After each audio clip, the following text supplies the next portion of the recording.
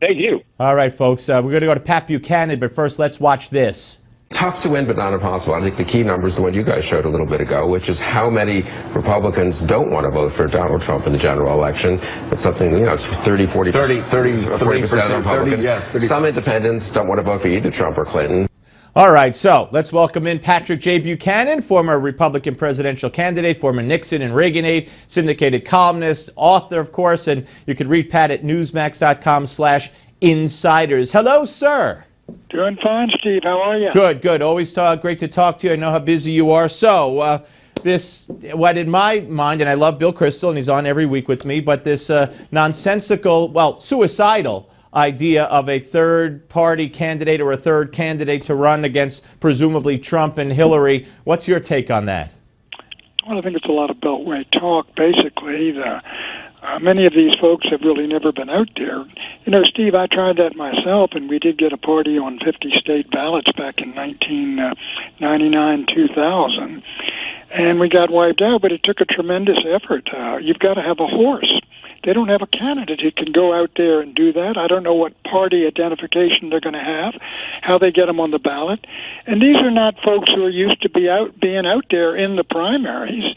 They're very much creatures of the Beltway, and I think that's what it all is. A lot of, Beltway talk up on Capitol Hill at the Capitol Grill. Well, they haven't asked you, and I know that Paul Ryan today wouldn't rule out being drafted at the convention. But if that were the case, then they wouldn't care about running a third-party candidate. They'd have their establishment person. They're not going. Let me say this. Yeah. They are not going to. Paul Ryan's not going to be drafted at the convention. This nomination is going to go to probably Donald Trump or perhaps Ted Cruz if Trump falls short and everything is broken up. But look, before you get to convention, Trump could talk to, say, Kasich and offer him the vice presidency for all his delegates if he's a bit short. If he's really short, he might turn around and say, Ted Cruz, Ted, you want to have these fellows try to take this nomination away from us who've done all this work? Or you want to run with me on a Trump-Cruz ticket? Why would you wait for a bunch of Beltway creatures to come into Cleveland and decide they're going to take the nomination away and confer it on Paul Ryan? I mean, I don't want to use the word riot, but I remember how angry they were out in Chicago when Nixon and Rockefeller simply had a little deal for some changes in the platform.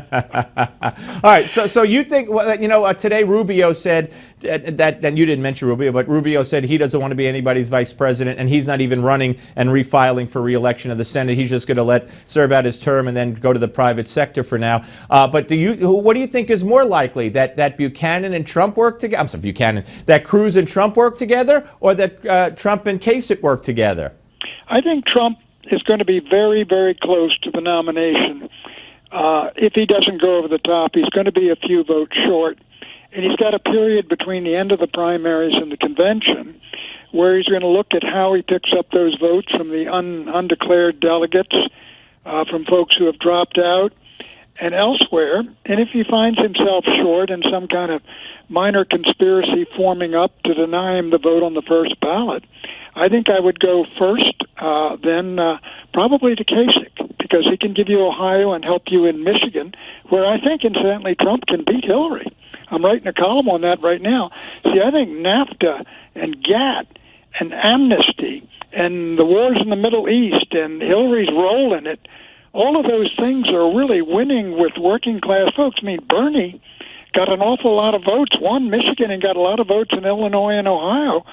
And I don't know why Trump can't get those. So that's who I would go to first if I were short. But and I don't want to get too in the weeds here, but don't you think that Kasich's whole point in running is he knows he can't win? He just wants to ruin it for Trump and open it up for the establishment to put someone else in there? My guess would be that down deep, and I may be a cynic here, Steve, but that Kasich wants to open it up for Kasich. Right. And does he think that it's going to be taken from, he wins one state and they're going to confer it on him? I don't know. Well, that's silly. And I think, but why wouldn't, if that's the case, why wouldn't Cruz and Trump get together? They got all the delegates. Yeah, well, that would be very interesting. All right, let me ask you about the Supreme Court nominee, Merrick Garland. I'm reading stories here that black women's groups are saying that the pick is a slap in the face to them. Are you surprised? Alan Dershowitz said he was pleasantly surprised on this show yesterday that Obama did not pick a minority. Why didn't he pick a minority woman, so he could parade her around and show how evil and racist the Republicans are by not holding confirmation hearings? I think he wanted to demonstrate how reasonable he was, and to embarrass the Republicans that way, and with a slim hope down there that at the end here that Garland might be confirmed in some way. But I understand there were two strategies here, and I think that's the one he took. But the Republicans are doing the right thing here. You know, Steve, we ought to just realize, look, Supreme Court is a political institution. I mean, whatever you think of same-sex marriage or abortion on demand, or whether kids can pray in public schools, none of that is in the Constitution of the United States. It's made-up law by judges who are ideologues and imposing their views on the country, and Republicans ought to say so. We don't want any more ideologues from the left put on the Supreme Court, no matter how you try to get them on there. And we recognize what you're doing, and we're going to have only judges and justices who are individuals who will oppose that and stand with Scalia. Scalia's position, in my view, is the only position that justice really should take. What was the intent of the framers of the Constitution when they wrote it? Yeah, let me ask you one more. There's a story today that McConnell has already told Obama that after the election is over, they'll hold a hearings and a vote on this nominee. Now, could you see the Republicans, if Hillary were to win the election, could you see the Republicans voting in this nominee, Garland, so that Hillary can't appoint someone more to the left? You might, but if the Republicans lose the election and they went for Garland, you've lost the Supreme Court. Because Garland, whatever they call him, a moderate, he'll be over there on that side. And if Hillary wins the election, and she will have future appointments too, a couple of those folks are almost Scalia's age or even beyond it. Right. And so I think you've really lost it. The key thing is, look, you can win this election this November if this party will unite the Cruz and Trump people and Rubio and Kasich people, and maybe everybody doesn't like each other, but they could win the White House, they could win the Congress, they could win the court, if they will all get together. Because look at the massive turnout in these Republican primaries.